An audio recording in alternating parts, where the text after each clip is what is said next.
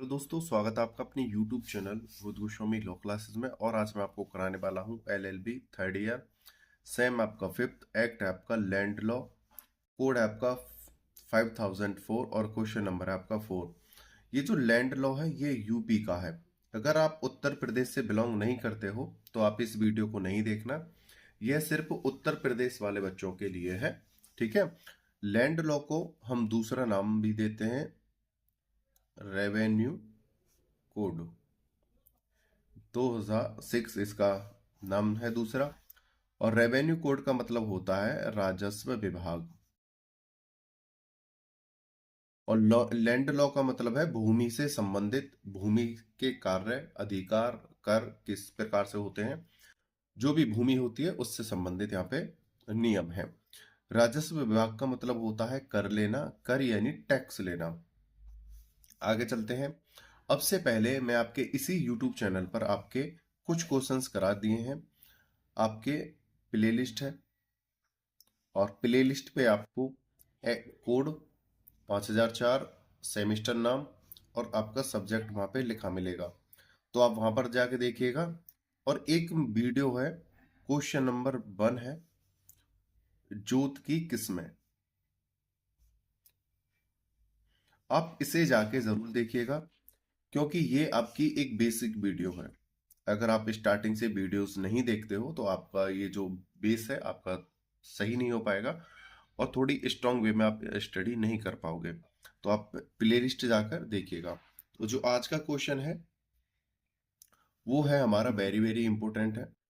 और अक्सर यह क्वेश्चन आपके 10 नंबर में पूछा जाता है। बहुत कम चांस रहते हैं जब ये 20 नंबर में आता है। 20 नंबर में आने के चांस इसके 50% है और 10 नंबर में आने के चांसेस के 80% बने रहते हैं। और नॉलेज पर्पज के लिए ये हमारे लिए 100% जरूरी है। असामी। आगे चलते हैं। क्वेश्चन का नाम है हमारा असामी। कहीं पर ये आसामी भी लिखा रहता है, तो आप कंफ्यूज ना होना। ये सर आसामी और असामी अलग अलग है। इसमें क्या होता है थोड़ा सा बेसिक बता देता हूं। इसमें जो भूमि होती है, जो जोत होती है, जोत भूमि, ये एक पक्ष से दूसरे पक्ष को कुछ समय के लिए प्राप्त होती है। कुछ समय के लिए, जैसे एक पक्ष की भूमि है, ये इस भूमि को इसको दे दे, ठीक है। और किस पर दे दे? लगान पर। ठीक है। लगान पर देना या जिन्स पर देना, उसी को हम कहते हैं, या किराए पर देना, मोटे शब्दों में उसी को हम आसामी कहते हैं। जो आसामी होता है वो संपत्ति का मालिक तो होता है, कितने समय के लिए? जब तक उस पे, उस भूमि पर खेती करने का, इस्तेमाल करने का अधिकार है, तब तक वो स्वामी है। और वो वंशानुगत भी है। सपोज करो ए है, ए ने कोई भूमि 5 वर्ष के लिए असामी पर ली है और ए की मृत्यु हो जाती है, तो ए का जो पुत्र है बी, ये 5 वर्ष जब तक पूरे नहीं होंगे बी इस संपत्ति को करेगा, यानी भूमि पर जोत करेगा। एग्जाम्पल समझो, अगर 5 वर्ष से पहले ही ए की भी मृत्यु हो जाती है, बी की भी मृत्यु हो जाती है, तो ये बी का जो पुत्र है वो इस संपत्ति पे अधिकार काबिज करेगा। तो ये वंशानुगत तो है लेकिन परमानेंट नहीं है। ये कब तक वंशानुगत है? जितने समय के लिए लगान पर आए। ध्यान रखना, कभी आप ये समझ सोचो कि सर ये वंशानुगत तो है, तो फिर ये संक्रामक क्यों नहीं है? वंशानुगत तब तक ही है जब तक इसका समय सीमा चल रही है। ठीक है। आगे चलते हैं।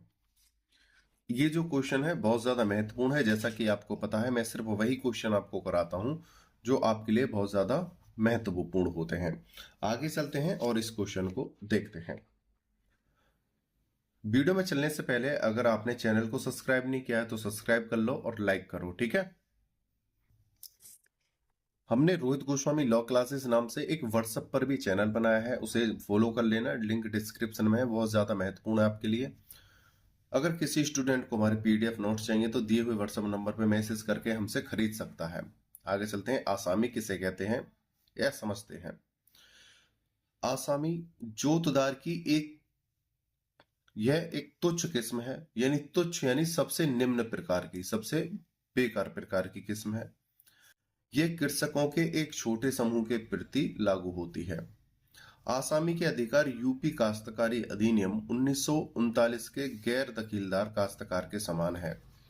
1939 में 1939 में 14 प्रकार के काश्तकार थे,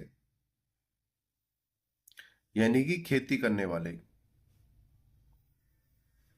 ठीक है, 1939 में 14 प्रकार के थे, और उसमें जो सबसे निम्न प्रकार था 14 प्रकार में, वो था गैर दखीलदार काश्तकार।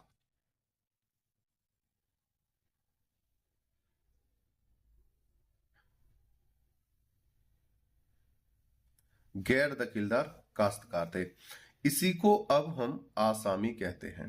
आगे चलते हैं। किंतु स्थायी आसामी के अधिकार वंशानुगामी तो हैं। वंशानुगामी जैसा कि मैंने बताया था, एक पीढ़ी से दूसरी पीढ़ी में जा सकते हैं, किंतु स्थायी या संक्रामय नहीं है। जब कोई अक्षम भूमिधर अधिनियमानुसार अपनी भूमि किसी अन्य व्यक्ति को लगान पर देता है, तो लगान पर लेने वाला ऐसा व्यक्ति असामी कहलाता है। इसकी हैसियत सिक्किमी काश्तकार के समान है। दूसरी बात, ये जब हम अपनी भूमि लगान पर देते हैं या लेते हैं, जैसे कि ये लेने वाला व्यक्ति था, 5 वर्ष के लिए लगान पर ली थी, तो ये ए ने ली थी। ए की मृत्यु होने के बाद बी करेगा। अगर बी की मृत्यु 5 वर्ष से पहले ही हो जाती है, इन दोनों की, ए और बी की, तो इसका पुत्र सी करेगा। ठीक है, ये लगा भूमि करने वाला। ठीक है, इसके अधिकार क्या है? वंशानुगत है, लेकिन स्थायी नहीं है, परमानेंट नहीं है कि जमीन इन्हीं के पास रहेगी, नहीं। दूसरा, जिसने लगान पर दी है, देने वाला। अगर सपोज करो कै ने दी है और इसकी मृत्यु हो जाती है, तो लगान का जो टैक्स है, जो लगान है, जो टैक्स है, जो कर है, कै का पुत्र खे लेगा। अगर खे भी नहीं है तो गै लेगा। गै भी नहीं है तो उनके परिवार में से कोई और व्यक्ति लेगा। ठीक है, तो ये भी क्या है? वंशानुगत है, लेकिन स्थायी नहीं है। आगे चलते हैं। अधिनियम की धारा 132 कुछ ऐसी भूमियों का वर्णन करती है जिनमें भूमिधर अधिकार प्राप्त नहीं किए जा सकते।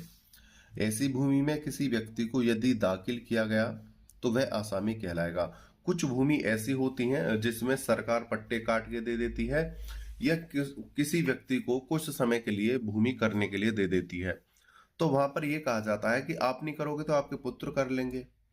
ठीक है, लेकिन एक पीढ़ी से दूसरी पीढ़ी में जा तो सकती है, लेकिन स्थायी नहीं रहेगी ये।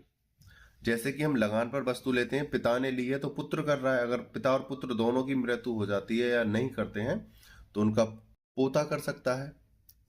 ठीक है, दादा ने ली और नाती कर रहा है, तो वो वंशानुगत तो है, लेकिन स्थायी नहीं है। उसी प्रकार से सरकार कुछ भूमि प्रोवाइड कराती है कि आप सिर्फ भूमि कर सकते हो, मतलब खेती कर सकते हो भूमि पे, लेकिन ये स्थायी नहीं है। कभी भी जब हमारा मन चाहेगा, 2 वर्ष बाद, 4 वर्ष बाद, 10 वर्ष बाद, हम इसे आपसे ले लेंगे। ठीक है, आगे चलते हैं। ग्राम सभा का असामी नियम 176 के अंतर्गत सीमित अवधि अधिकतम 5 वर्ष के लिए होता है।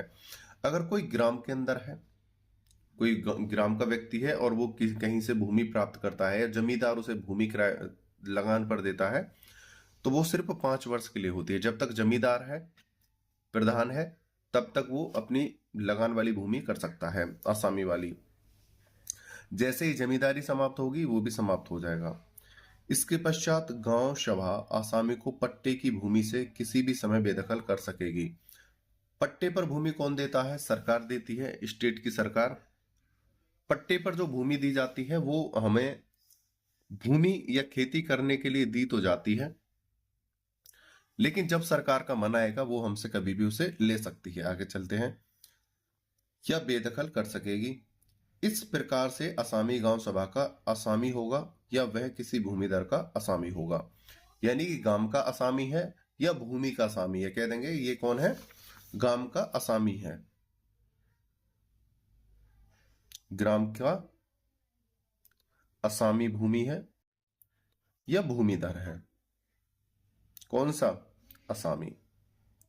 आगे चलते हैं। अधिनियम 4 किस्म के आसामी का वर्णन करता है। कितने प्रकार के? 4 प्रकार के आसामी 4 होते हैं। कौन कौन से? ऐसे व्यक्ति जो जमींदारी समाप्ति के परिणाम स्वरूप असामी बन गए हैं, जैसे जमींदारी समाप्त हुई और वो असामी बन गए हैं। दूसरा देखते हैं। ऐसा प्रत्येक व्यक्ति जिसके किसी भूमिधर ने अपनी जोत की भूमि को इस अधिनियम के प्रावधान के अनुसार पट्टे पर उठा दी थी, या किसी ने भूमि को पट्टे पर उठा दिया है, वो। तीसरा, ऐसे व्यक्ति जिन्हें भूमि प्रबंधक समिति ने या ऐसे व्यक्ति ने जिसे ऐसा करने का अधिकार हो, धारा 132 में वर्णित भूमि पट्टे पर उठा दिया है।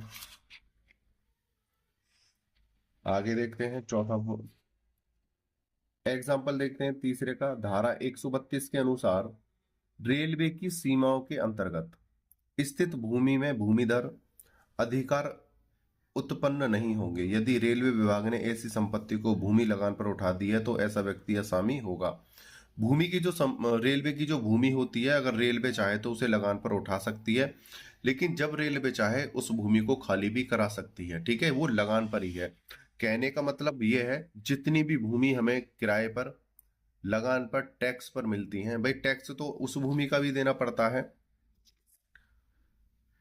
जो हमारी संक्रा में होती है, और असंक्रा में जो हमारी परमानेंट दादा परदादा की चली आ रही है उस पर भी टैक्स देना पड़ता है। लेकिन लगान का मतलब आपको उस व्यक्ति को टैक्स देना है, लगान देना है जिससे आपने ली है। समझाने का मतलब मेरा इतना है। आगे चलते हैं। 4th नंबर का पॉइंट है, ऐसा व्यक्ति जो इस अधिनियम अथवा अन्य विधि के अंतर्गत अन्य तरीके से असामी का अधिकार प्राप्त करता है। यानी कोई व्यक्ति अन्य किसी तरीके से असामी का अधिकार प्राप्त करता है, वो और भी कोई एग्जाम्पल्स हो सकते हैं। ठीक है, आगे चलते हैं। इस तरीके से आसामी बनने के उदाहरण धारा 186, 187 के और 210(2) में दिए गए हैं। यदि कोई नाबालिग, पागल या जड़ भूमिधर अपनी भूमि का उपयोग लगातार 2 वर्षों तक कृषि आदि कार्यों के लिए नहीं करता तो भूमि प्रबंधक समिति इस भूमि को किसी व्यक्ति को लगान पर उठा सकती है और ऐसा पट्टेदार आसामी कहलाएगा। वह अन्य तरीके से आसामी के अधिकार प्राप्त कर लेगा। तो यहां पर क्या बोला है, इस एक्ट के अकॉर्डिंग, इस लॉ के अकॉर्डिंग सेक्शन 186, 187 के 210(2) इसके अकॉर्डिंग अगर कोई व्यक्ति जिसने भूमि को लगान पर लिया है या असामी है, ठीक है, लिया है, जिस लेने वाला, लेने के बाद अगर 2 वर्ष तक कोई फसल नहीं करता है तो जिस व्यक्ति ने उसे दिया है, हो सकता है सरकार ने दिया हो सकता है किसी संस्था ने दिया हो सकता है किसी व्यक्ति ने उसे दिया हो। अगर वो कोई भी हो जिसने उसे दिया है असामी या लगान पे, अगर 2 वर्ष तक वो खेती नहीं करता है और बंजर रखता है तो लॉ ये कहता है 186, 187 और 210 कि उस भूमि को वापस ले लो। ठीक है, जैसे रेलवे वाला एग्जाम्पल था, रेलवे अगर किसी व्यक्ति को लगान पर भूमि देती है, अपने हिस्से की भूमि जो रेल की पटरी के आसपास रहती है, लेने के बाद अगर कोई व्यक्ति 2 वर्ष तक भूमि में अगर कोई फसल नहीं बोता है या कोई कार्य नहीं करता है, कोई भी कार्य हो या व्यापार हो, तो वो दोबारा नहीं मांग सकता और उससे उसके अधिकार छीन लिए जाएंगे। उम्मीद करता हूं यह क्वेश्चन आपको अच्छे से समझ में आया होगा। अगर किसी को पीडीएफ नोट्स चाहिए तो दिए हुए व्हाट्सएप नंबर पे मैसेज करके हमसे प्रोवाइड कर सकते हैं, आपको खरीदने होंगे। आपने वीडियो को अंत तक देखा है, मुझे अच्छे से सुना है, उसके लिए धन्यवाद। टेक केयर, बाय बाय, जय हिंद, जय भारत।